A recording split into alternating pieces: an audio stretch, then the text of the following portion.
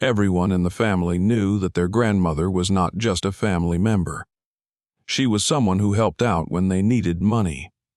Perhaps, for her grandchildren, she was more of a wallet than a close person.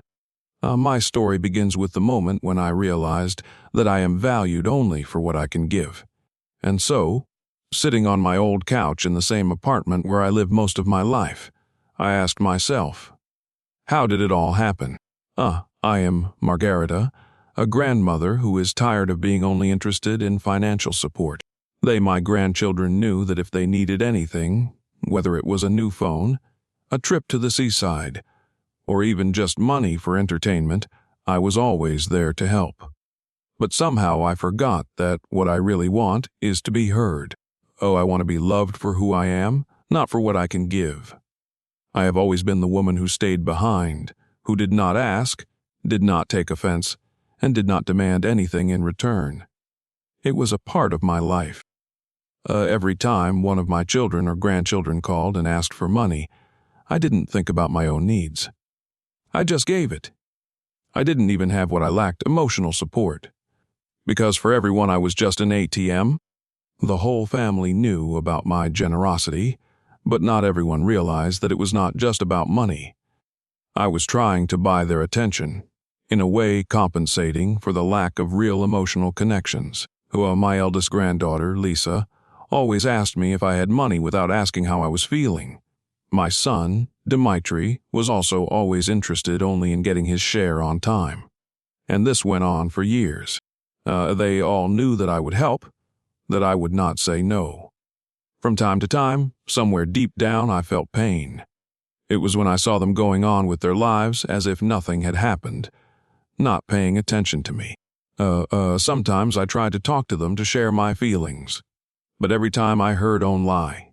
Mom, Grandma, we are not offended by you, we just needed some money. And that was it. And these words made me even more angry. In AA, I was not important, not valuable, not needed. Every year as I watched my children and grandchildren become more and more dependent on my money, I began to feel used. But I couldn't just refuse them. No, I couldn't say no, because I immediately felt like a bad mother, grandmother, even a human being. It was like a duty that I had no right not to fulfill. But inside I was losing myself more and more. With the change of generations, the way of life has also changed. My generation was not used to asking for help from others. We did everything ourselves. And they, my children and grandchildren, grew up in a different environment where money was more important than anything else. And when I looked at them, I realized that they perceived me only as a constant financial support, not as a part of their lives. And for some reason, it never stopped hurting. And I never thought that it was possible to be so trapped by your own promises and habits. I could not stop, could not say stop. It was important for me to be needed. But when it turned out that I was just a machine that dispensed money, I began to wonder what would happen when I couldn't give any more. My grandchildren's parents helped, of course, but their support was not as constant as mine. It was easier for them to say no because they had their own business. Unfortunately, I could not afford to say no, and so every year it became more and more difficult not to feel superfluous, unnecessary. It seems that for my grandchildren, I was only one important element of their lives, a source of money. Wasn't it time for me to stop being a wallet? One night I was sitting alone in my room wondering if it was time to stop playing this game. Wasn't it time for my children and grandchildren to realize that they can be loved not for their money, but simply for who they are? Isn't it time for me to change that? The decision came immediately. I gathered everything I needed and set off. Where to? It was not important. What was important was that I was no longer ready to be their wallet. I was leaving behind not only money, but also those who used me. But that was then. What would happen next? Will their attitude towards me change? All these questions remained unanswered, but one thing was certain: I would no longer be just a wallet. Now I will be a person. We are all used to a certain rhythm of life, and so am I. After I decided to disappear from my family, everything became completely different. The peace I felt at the beginning was treacherous. At first, it seemed to me that it was the right decision. After all, I could finally be myself. However, every day, the more I thought about it, the harder it was for me to come back to reality. I had nowhere to go. My old apartment, which I had left, now seemed empty, and I had lived in it for over 40 years, and now everything seemed alien, even the walls. They no longer had the warmth that my family had once given me. Now that I wasn't there, they seemed to be crying themselves, and apparently my walls remembered every moment. Loneliness came so quickly. At first, I thought it was just temporary, but every day I woke up in an empty room, it became harder. Why did they leave me? Was it really my fault? Or maybe they were really happy that I was gone. The questions were washing over me like a wave. I couldn't stay in this vacuum any longer. It seemed that now I could finally live for myself. I started doing things I had been putting off for a long time, walking in parks, watching old movies, even starting to go to yoga. It was my little happiness, but the emptiness inside remained. And with each new day it was getting bigger. I received the first call a week later. Lisa, my eldest granddaughter, didn't call me as often as she used to. She asked if I was okay, how I was feeling, but I felt that her voice was different, cooler, because she knew why I left. She didn't ask about money, she just asked if I needed help. We talked, but after the call, I was left with the feeling that the distance between us was growing. She was too busy with her life, and I felt it. The feeling that I was no longer important, that I had simply disappeared from their world, was painful. But at the same time, the more I was alone, the more I realized that it was right. Weeks passed, and life went on as usual. I still didn't know what would happen next. Maybe I was in too much of a hurry. Maybe I should have stayed and rebuilt my relationship with my family. But I began to realize that I could no longer be the person they wanted me to be. It would be a fictional life. I was not happy. I began to realize that my decision to leave was necessary for me to find myself. I had forgotten who I was outside the role of mother and grandmother. I forgot what I wanted, what I could do for myself. My life became unambiguous and predictable. I used to be a wallet. Now I am just a woman looking for my place in this world. My days became less empty when I met a few people in the park. I found a place where there were no important titles, no money, and no demands. They became part of my new world. There were no expectations, no desire to be someone for someone else. And I felt how important it was to be able to just be myself.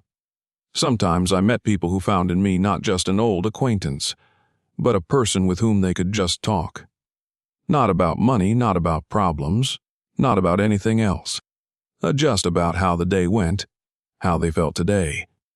The more I lived on my own, the more I began to realize that freedom is not only about money, but also about the ability to be with yourself. And my whole life was aimed at pleasing others. And now I am once again someone who can choose her own path. My grandchildren called me, of course, but they didn't treat me the way they used to. Of course, I was still a part of their lives, but now something else was important. Did they really want to communicate with me? This question remained unanswered. Is it possible to restore what was lost? Living without a wallet was a challenge for me. I began to feel that even without money and without a family, I still have a right to my place in this world. My grandchildren and children were moving away, but in their eyes I could see one thing: I was different. And although it was painful, I began to realize that I no longer had to be who they wanted me to be. And how I disappeared from their lives, and now I'm looking for my place. I know it won't be easy. But I am no longer someone who seems to be needed only when she has money. From now on, I was just a woman who has a right to her life. And who knows, maybe I will be important again, but not because of money. I never thought I would come to this decision. It happened so quickly, so unexpectedly. I gathered all my thoughts, all my disappointments, and finally realized that if I didn't leave, I would die here. But what I did turned out to be not as easy as I first thought. Everyone thought that I just disappeared because I was tired of my family, of my responsibilities and worries. But it wasn't true. I didn't need to play the role of someone who was always at hand, who would always provide money, who would solve all problems. I was tired of being the wallet that never asks if it needs that wallet. I lacked understanding. I lacked being heard. My children and grandchildren had their own lives, and I was just a supportive person for them. Yes, I supported them, but how could I? I was forgotten. I was just part of the scenery. I held on for a long time. Many people considered me strong.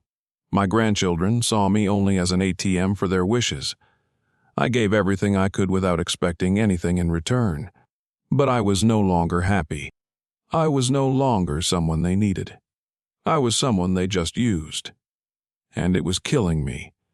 I was sitting in the kitchen that evening, and I had this feeling that I had nothing left to lose. All that was left was to just tell the truth. I already felt that there was no point in keeping it inside. I wrote several letters, one for my son, one for my daughter, and one for my grandchildren. They had a lot of questions, but I couldn't give them answers. All my decisions seemed right only from one point of view, and only now I realized how difficult it was to accept. I wrote, "I left because I don't want to be your shadow anymore. I don't want to be just a part of your comfort. And I want to understand myself without obligations, without demands, without money. I want to find myself and understand who I really am." These words sounded like a sentence in my head, but I was ready. There was always a certain order in my life. I was the one who supported, the one who solved financial problems. Each of my family members knew that if they had a problem with money, they could turn to me. But why me? Why should I be the only source of finance for the whole family? Why was there not a single word of gratitude for my help? No, they didn't ask if what I was giving was enough. And I realized that I could no longer live by their rules. I could no longer be the one who was always in last place. I began to realize that all I was to them was a wallet, and there was less and less of me left. They were not interested in how I was living, if I was happy, or if I needed help too. It was all about them, and so I was left alone because I was the embodiment of their benefits. I was a part of their comfort, not their life. When I told my children about this, they did not immediately understand. They were outraged and didn't even ask why I was leaving. It was as if I should have been grateful for just existing for them. I was silent when they started accusing me of being selfish. They didn't realize that I didn't live for myself. I was just their source of finance, nothing more. I could no longer be what they wanted me to be. Then I realized that it was time to say goodbye. I was not wanted, I was not loved. My grandchildren were forced to come to me only when they needed money. My daughter always put me in last place after her problems, so I was no longer important, so I decided to disappear, to leave everything behind. Now that I was going into the unknown, it wasn't so scary. It was my new reality. I was able to experience moments when I was only with myself, when I was not being pulled back. And I didn't feel pain anymore. Eventually, I realized that I didn't have to prove anything to anyone. I was not a wallet, I was a person. And now I had a chance to build my life in a new way. With every step, with every decision, I was getting closer to what I really needed. I realized that I could live without knowing who left me and why. In the end, the most important thing was not to leave myself for others, but to find myself for myself. I left all doubts and started a new life. They left me, but I also left them. It was my victory. A life went on its way, and I didn't even think anyone would notice my absence. I didn't leave any traces, I didn't write letters, I didn't make phone calls. I left all my old habits behind, like old clothes in a closet. And now I was alone, and it was wonderful, mysterious and calm. I was free, and there was something so magical about it. Not many people knew about my disappearance. My children and grandchildren started to worry only a few days later when they noticed that they could no longer reach me. My son called, but I didn't answer. And at first he thought that I just couldn't hear, but then he got the feeling that something was wrong. My daughter immediately decided that I might be ill. They decided to go to see me to see what was wrong with me. And they were surprised when they didn't find me at home. My children asked each other where I could be. Maybe I went to a friend's house or went to the dacha. But they couldn't find me. It didn't even matter to me that they were looking for answers. I had long ceased to be a part of their lives. They got used to me, got used to the fact that I was always around, but they didn't notice how much I gave and how much I got in return. My absence was an unexpected tragedy for them. They could not understand why I just left. Why didn't I leave a warning? Why didn't I say goodbye?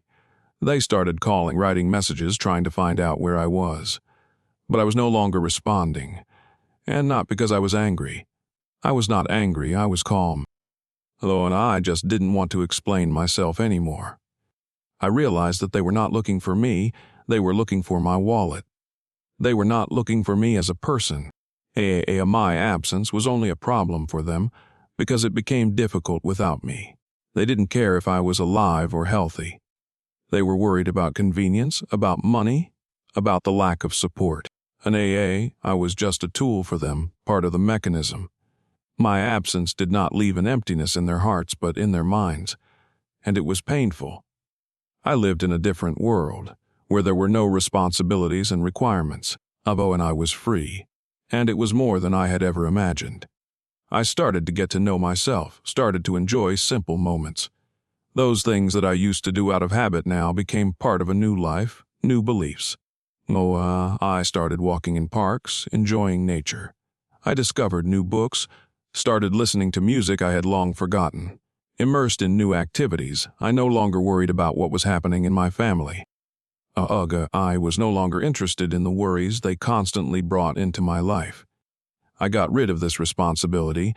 I got rid of the feeling that my happiness depends on whether they are happy. Over time, I realized one important thing: no one is ready to leave their loved ones. I wasn't ready, and neither were they. But times change, and sometimes you have to do what is necessary, even if it hurts. I left them. Despite all these years of care, I did not remain a wallet. I did not become a part of their world. I became a part of mine. From the moment I made this step, I began to feel real freedom. They were worried. They started looking for me in every possible place. They asked everyone who might know where I was. The situation became unpredictable for them. They were afraid that I could have become a victim of some circumstances, that something terrible could have happened to me. My daughter started calling my friends and acquaintances, trying to understand what had happened. They started doing everything they could to find me. They didn't give up hope, but I had already made my decision. They forgot about me when I was here, and now that I'm gone, they started looking for traces that weren't there. And I disappeared without a trace, and that was what I wanted.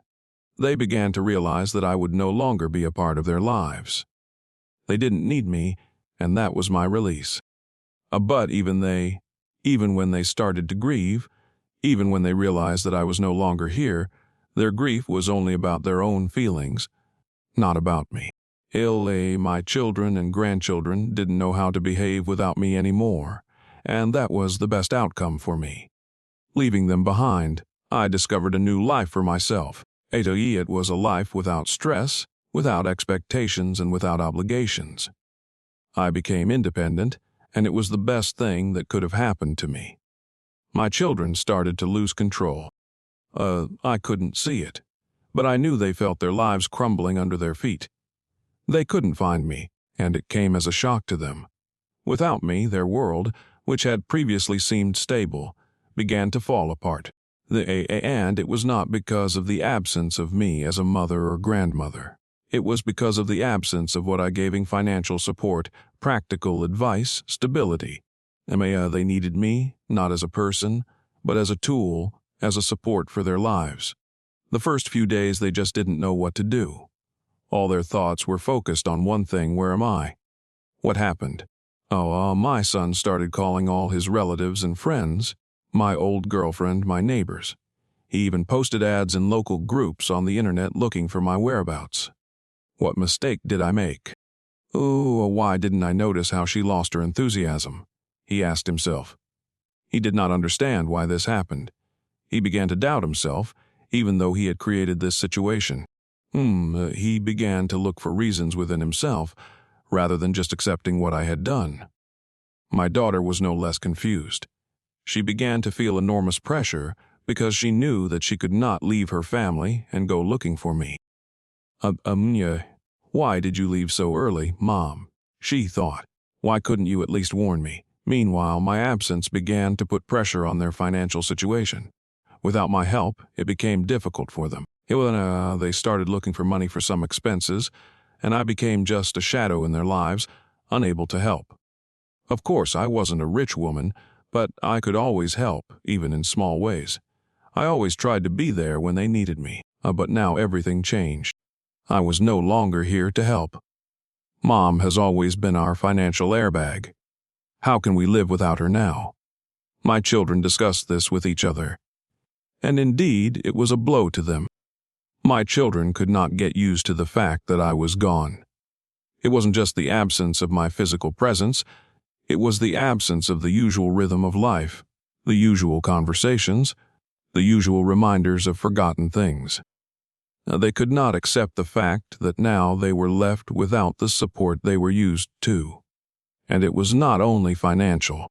It was in everything, in the way I was always there to listen to their problems, to help, to give advice, to push them to the right decision.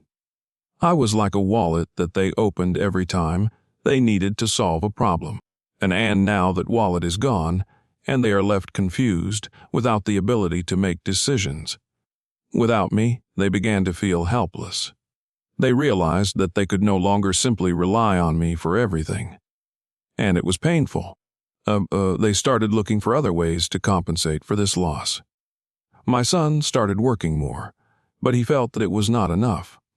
My daughter began to reconsider her expenses, started saving on small things. They began to argue more often, and the atmosphere in their home was becoming tense. What should I do now? My daughter wondered as she tried to somehow resolve the situation, but realized that she could not do it alone. My disappearance was not only stressful for them, but also a lesson. They began to wonder why I decided to do this. Was it a protest? Or was it just my decision to find my place in the world? They did not know, but they felt that they could no longer control my actions. My absence reminded them of how often they had ignored my needs. How often I was discarded like a wallet when they needed money, but when they didn't need me, I was unnoticed. They didn't even realize that their disappointment was not because of me, but because they had lost control of their addiction. My friends were looking for me, my neighbors were looking for me, but they couldn't find me. And so it went on. I remained in the shadows while they tried to understand why their lives had changed so dramatically. And all their searches were in vain. I was somewhere far away in my new world, and maybe this was the moment when they could have realized how much I meant to them. But they never knew why I left. And that was the worst thing they would never know. And it would stay with them forever. Nothing could prepare them for the fact that I was gone forever. Since my disappearance, they have been trying to fill the void I left behind. But even with all their efforts, they could not forget what I meant in their lives. And that was the mark I left in their hearts, invisible but deep. My daughter was the first to feel the emptiness. She came to me almost every day to talk about her difficulties, share her joys, or just to drink tea. But now there was no tea or conversation. There was only this empty house, where my voice was no longer heard. Her reflections made her relive every moment when she could have changed something. She was surprised at how I could just leave them. And although she was used to my help, to the fact that I was her support, she still did not understand why I decided to take such a step. If I could turn back time, I would definitely change it. She thought, trying to understand her mistakes. She was sure that everything could have been different. But now there was only a painful question left. Why me? My son was also shocked by my disappearance, but his feelings were not as vivid as my daughter's. He was more focused on how it would affect his work, his business, his usual rhythm of life. However, the more time passed, the more he realized that I was not only a source of financial stability, but also a part of his own comfort. He was not ready for me to disappear. Like everyone else, he relied on me, but he never realized how much he needed my support. And now that I was gone, he felt that something important had been ripped out of his life. Oh, how could I not have noticed that something was wrong with us?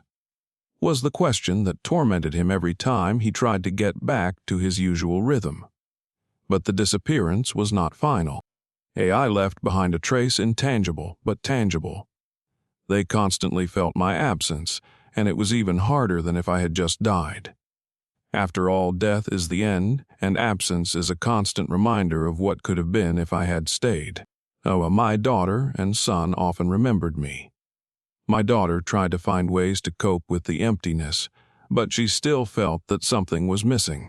My son, although he tried to lead his own life, felt like he was losing a part of himself at every step.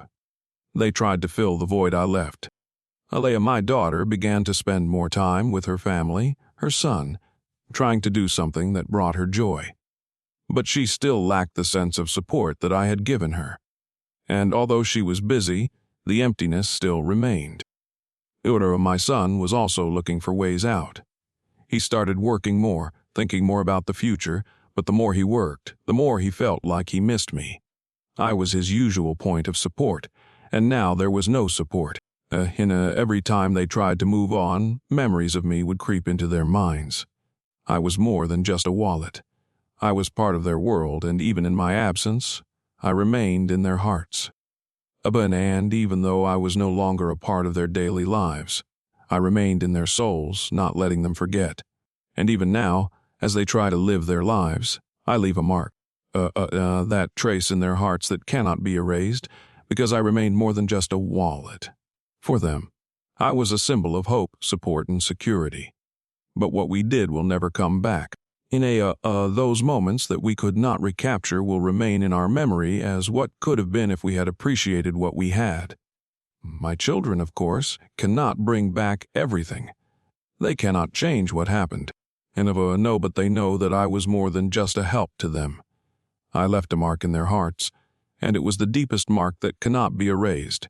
The past never leaves us alone. It is like a ghost that reminds us of itself from time to time, forcing us to return to what once seemed forgotten. In moments of silence, when the world stops for a few minutes, we can hear the whisper of old memories. And even when it seems that we have already experienced everything, the past, like a secret player on the field, is ready to make its move again. My daughter, Laura, started to find her own ways to solve why I disappeared. As she tried to convince herself that it was all some kind of accident, that I had left to find peace or to deal with some of my own problems. But every time she came across the old things I left behind, as if tugging at threads that were still tied to the past, she felt incomplete. Each object, an old book, a photo album, or even a simple cup from a tea series, was like a small symbol that told her story. And in the way she looked at them, there was something more than just memories.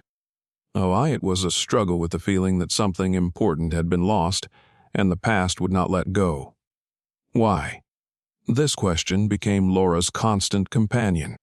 And even when she tried to find answers in her conversations with people she trusted, even when she tried to find some sense in what had happened, nothing fell into place. It was as if she was walking in a circle, spinning in a world of memories. Maybe I was really just a wallet for her. But was she just a daughter to me, or was there a deeper, invisible thread of connection between us that she couldn't understand? And even when Laura started asking questions about why I had disappeared so abruptly, there was no answer. And all those hours when we laughed or cried together seemed so distant and insignificant. There was no room for joy in the void I had left. My son, Ben, saw the situation from a different perspective. Other than he began to realize that I was important not only as a financial support, but also as an emotional support point for the whole family. It was as if he realized that he was missed at home, that he was not always there for me, ready to help. Although Ben was not looking for answers like Laura, he was most afraid that he could be the person who was left alone. Those small moments when I was still in his thoughts became moments of deep loss. And I couldn't just be a part of his life just because of the money. My role was much deeper than that, and when I disappeared, he realized how important my presence was. Ben didn't try to understand the reasons for my disappearance. He didn't look for answers like Laura. His goal was different: to accept reality and understand that everything would be different from now on. But even in this endeavor, he could not avoid the same question. Why? The past remained alive as soon as we tried to restore the usual rhythm of life. I had been their point of support, but now that I was gone, Ben was trying to replace himself with something else. Work, career, other things became something that could distract him a little from the constant feeling of emptiness. But every day he realized more and more that I left a mark not only because of the money, but also because of the relationship we built. I was not only a wallet, but also a person who was always there to share joys, fears, and worries. And now that I was gone, he was forced to look for something else to fill the void. The past I left behind was not a simple memory. It was something alive, moving, constantly re-emerging, forcing my children to return to the time when I was around. But the more they tried to understand my decision, the more this memory became difficult and overwhelming. Laura and Ben tried to find answers, but they couldn't. They couldn't change what had happened. And although the past was constantly reminding them of itself, I was just a shadow in their lives that remained, but did not provide any answers. What they tried to do to cope left them with the same question. How did this happen? And why didn't I notice? And even when they tried to forget, it didn't work. The past was always there, close by, in the form of old photos, things, sounds, and smells that reminded them of me. And now, after all this time, Laura and Ben realize that life will never be the same. I have left them not only with an emptiness, but also with a constant feeling that they must somehow live with what happened. They are trying to understand how to live with something that has no answer, and in this process they continue to search. But letting go of the past they loved will be very difficult. And now they have to live with the mark in their hearts that I left, and the questions they will never get answers to. The past, which we try so hard to leave behind, never ceases to influence our present. We can rebuild our lives, change our place, change our rhythm. But we cannot forget the truth about what happened, and sometimes even the worst secrets can break through to the light, changing everything. Laura finally decided that she needed to visit my house. At first, she was afraid of this step, but over time, when it became necessary to understand what happened with my disappearance, her desire to find answers became greater than her fear. As Laura walked through the rooms that used to be her home, she felt that every object around her reminded her of me. And then, on one of the shelves, hidden under the dust of an old coffee table, she found a box with my personal belongings. There were several old letters, photographs, and something else, a small notebook in which many important thoughts were written down. But among all this, something caught her eye. On the last pages of the notebook, as if in a small, barely noticeable handwriting, were words that changed everything. Laura, I'm not just leaving you my wallet. I'm leaving you a part of me. My words, my pain. You, more than anyone else, must understand what I was unable to say. You have to forgive me. The choice I made was not innocent. I did it to understand. To understand what is really important. These words were written by me. And they seemed to be Laura's sentence. She froze, reading them over and over again. A storm of questions raged in her mind. What did I mean? Why did I leave this for her? What exactly was I supposed to forgive? And although there were more questions than answers in those few words, Laura realized that I probably knew she would be looking for those answers. And although this recording didn't answer everything, it was a clue. It turned out that the last years of my life were much more complicated than they seemed. Laura and Ben imagined that I had simply become a shadow for them, a mere wallet that fulfilled my role. But what they didn't know was that over the years, I had been struggling with my own doubts, hard choices, and troubled thoughts. And now that they had a piece of the truth, their eyes were open to a deeper understanding. My behavior and disappearance were not just the result of some irrational reaction. It was a decision that I made, choosing between two completely opposite sides, hope for the future and a difficult past that never gave me peace. Laura felt a wave of emotions wash over her. She realized that my disappearance was not just a desire to leave her, as she had initially thought. My absence was my attempt to escape from the trap I had created. I decided to take a step into the unknown, to try to build a new life where my past would not stand in the way of my future. I just didn't know it would be such a difficult choice. But Laura still could not understand why I did not tell her about my experiences. Why didn't I share my decisions, my doubts? She felt deceived. It was worse than just the lack of money or help, and it was about the lack of communication, the lack of openness. And that's when she found another letter. This time, it was a letter to me. Anna, I had everything: a confession, an apology, but most importantly, a secret that I could never reveal. I found out that when I left my family, I didn't just disappear. I decided to start from scratch to find meaning in my life.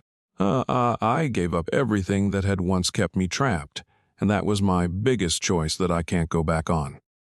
Laura sat in the room, clutching the letters in her hands. Her face was full of different emotions: shock, disappointment, pain, and even a little anger. All these feelings were mixing in her heart, and she could not accept that this was what I had left for her to understand. The truth that Laura learned was as bitter as an unexpected discovery. She realized that I was not only a wallet, but also a woman who could not leave herself in the shadows and put up with what was happening around her. But at the same time, it was difficult and immense for her to understand. All the questions remained open, and although she had gained some of the truth, other parts remained as dark and unclear as before. And even now, as she held my last letter in her hands, there were no answers. But this was her journey to understanding, and perhaps she was not yet ready to fully accept what she had found. Laura was left alone with new questions that were never fully answered. In the meantime, Laura could not live peacefully knowing that part of the truth remained beyond her reach. She decided to start searching not only for my belongings, but also for the true reasons for my disappearance. With each passing day, her desire to find out the truth grew stronger, and she could no longer close her eyes to the uncertainty that stood between us. She went to the old house where we used to live together. The walls there remembered everything: joy, sadness, quarrels, and, of course, the silence after my absence. She knew she had to start from the beginning. Everything that was left unexplained remained on her conscience. On the one hand, Laura was worried that she would never get an answer, but on the other hand, a new determination was emerging in her heart. I have to understand why this happened. As Laura searched her rooms and shelves, she came across another letter, this one not addressed to her, but to Ben. A heavy thought took hold in her heart. Why didn't I see this before? Why didn't I recognize this earlier? The letter told her how worried I was about our relationship. I recognized that Ben was no longer the person I once loved. And this moment really struck Laura. She realized that even my disappearance was not spontaneous. It was a decision, a balanced and decisive one. Laura was returning home, and she couldn't shake the feeling that she would find more answers. Her heart was beating faster than usual. She could feel her passion for the truth reawakening with renewed vigor. But at the same time, she was filled with fear. Would she be able to accept all the things that had been hidden for so long? She felt that revealing the truth might be too painful, and that it might change everything, even her very being. Back at home, in the room where our old things were still lying around, Laura felt something begin to change. She looked at the photos, at the old letters, and at herself. She realized that her search was not just an attempt to unravel my secret. She was also looking for herself. Could she be different? Could she accept what was happening in her life? And what if she wasn't ready to change the way I was? This moment was special. Laura realized that her search was not just about solving my disappearance, but also about her own realization of who she was. Her openness was not limited to me. Was she ready to finally look in the mirror and see who she had become as a result of all these years? Meanwhile, she continued to search for answers. In what had already become a real test of her nerves, Laura found another letter, and this one was from Ben. He wrote that I wasn't really his main problem. Ben was trying to explain why he was behaving the way he was and what step he was going to take. However, this letter not only indicated that he understood where he had made a mistake, but also how much he regretted what he had lost. He wrote that he didn't really understand why I had disappeared so suddenly, and that my decision to change everything was a big shock to him. His words were hard for Laura, because she could feel that in his heart, Ben had never been able to forgive himself. Laura sat down in her chair and opened another page of the letter. And at Oxon she read every word, and the more she understood, the more her heart broke with pain. Ben felt both frankness and anger, but also fear of loss. This letter was the final blow for Laura. She realized that Ben had also left his soul on the torn field of this battle. So her search was not just one big fixation on the past. She lifted her head and looked at her reflection in the mirror. Her eyes showed determination and understanding. Her search did not end with finding the letters. They now became a way to understand not only me, but also herself. She still didn't know the final answer, but for the first time in many years, Laura was ready to start changing herself, to find her way, and to leave behind all these questions that would never be answered. And although Laura realized that by searching for the truth about my disappearance, she found more questions than answers, it was the first step to change her life. Her search was only the beginning of understanding herself. No matter how hard she tried to find answers to the questions that remained open, she was now ready to live with them, and perhaps that was the best outcome. Laura sat in silence, her thoughts returning to everything she had learned over the past few weeks. She couldn't shake the feeling that something important, something she could have changed, had been left out of her reach. And all these findings, letters, and unexpected answers made her re-evaluate her every action. Was there anything she could have done differently? Perhaps if she had listened more to her feelings, she could have prevented many of the problems. Her hands grew heavy as she tried to find the answers she needed for inner peace. She knew she could not turn back the clock. Now that she was seeing more of the truth, even if she didn't know if it was right, a whole host of questions remained in her heart. Laura remembered the moment when she first realized that her relationship with Ben was coming apart at the seams. She was so sure she would do anything to save it. She sincerely believed that money, provision, and small sacrifices along the way could save the relationship, but the more she tried to do, the more he pulled away. And now, in her search for the truth, she realized that every step in the past, every mistake, led to this moment. For the first time in her life, Laura didn't try to find someone to blame. She did not blame Ben. She didn't blame anyone. She just stood in front of herself in her room, in front of the mirror, and tried to find answers not only in things and letters. She began to look into herself. And in that moment, she realized that all these years she had been holding on to the illusion of control, thinking that she could save everything, without even realizing that she had to give herself the opportunity to make mistakes. Her desire to do everything right had become a burden for her. Her reflections deepened, and she felt that an important part of this process was taking responsibility for her own actions. Not that she didn't know what that was. Laura had always been a responsible person. But this time it was not quite the same type of responsibility she was used to. Responsibility for not making mistakes. Responsibility for making sure that everything was as it should be. Oh no, now everything was completely different. She realized that sometimes responsibility is not only about keeping someone, providing for them, controlling them. It also means allowing yourself to make mistakes, and, most importantly, to admit it. This was her path, recognizing that nothing is perfect. Laura recalled how often she had tried to avoid pain by dodging the sharp moments, pretending that she was in control. And now, when Ben left her, seemingly due to unforeseen circumstances, she realized that everything she had done was just an attempt to fill a void that could never be filled. But she was ready to make sacrifices, but she forgot one important thing: more than one person had to make a sacrifice. She could not solve everything by herself. And that was her biggest mistake. No one expected that her search for the truth would lead to such a discovery. Laura realized that she was not only looking for answers to her questions. She was also looking for answers to who she really was. In this reflection, she realized for the first time that she should not have held on to the illusion of a perfect relationship. She needed to allow herself to develop, to have her own desires and needs.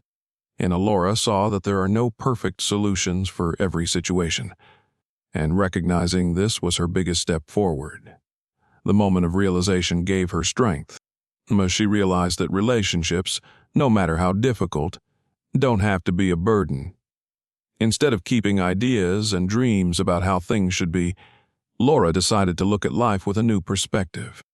She accepted her mistakes, understood them, and eventually embraced them. It was a step towards independence.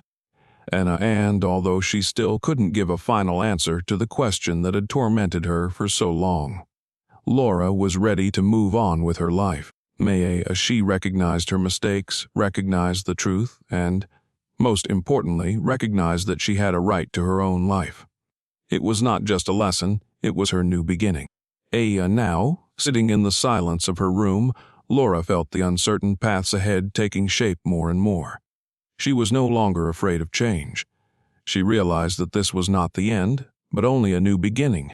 And although the answer to what had happened to her life and why it had become this way remained incomplete, she no longer sought absolute clarity. Now it was important to simply move forward, recognizing that she was on her own path. And although the past had left its marks, the future always remained open. She sat on the old couch looking out the window. But Laura no longer had the things that had once defined her life: her money, stability, and a wallet that was always at hand when her children or grandchildren needed it. Now her world had changed, and these changes were a real challenge for her. She sat there alone and couldn't quite tell if this was liberation or just another stage in her struggle with herself. A few weeks passed since Laura left everything behind.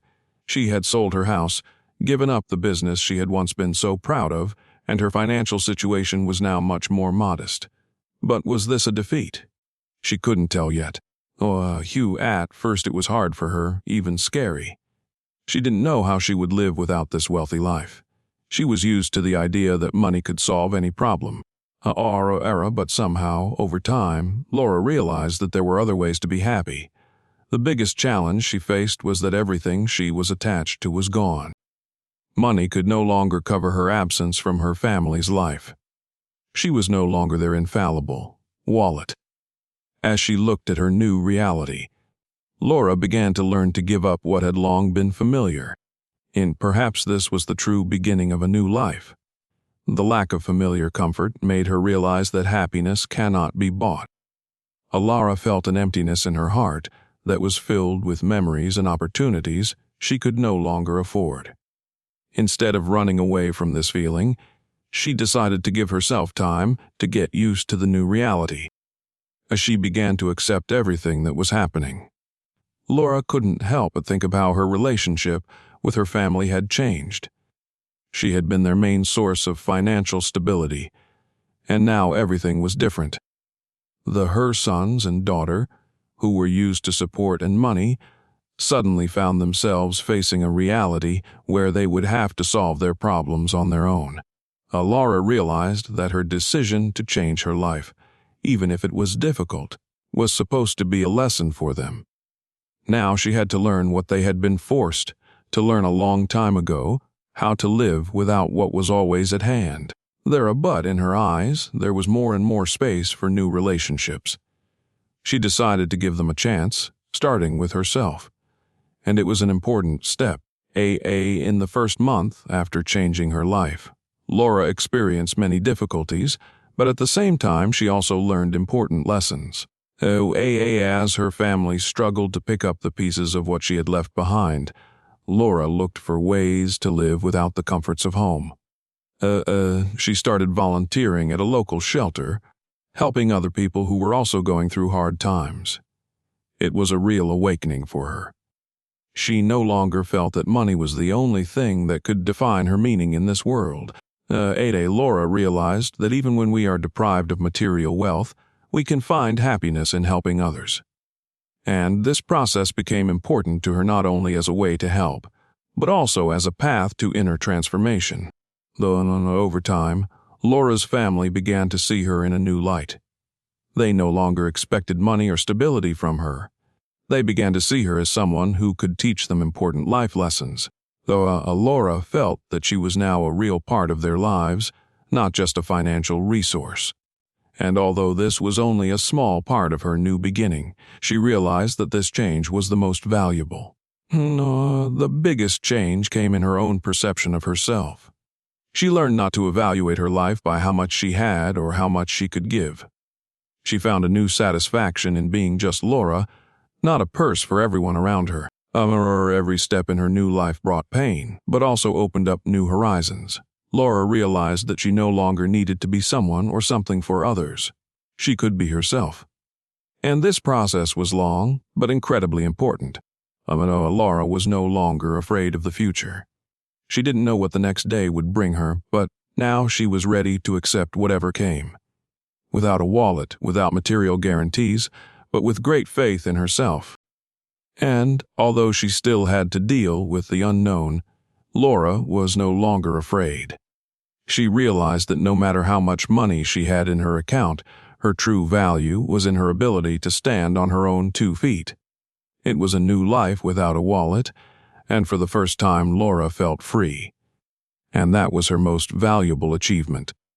And while her relationship with her family may not have been perfect, for the first time in her life, Laura felt that her life mattered, not because of her money, but because of who she was.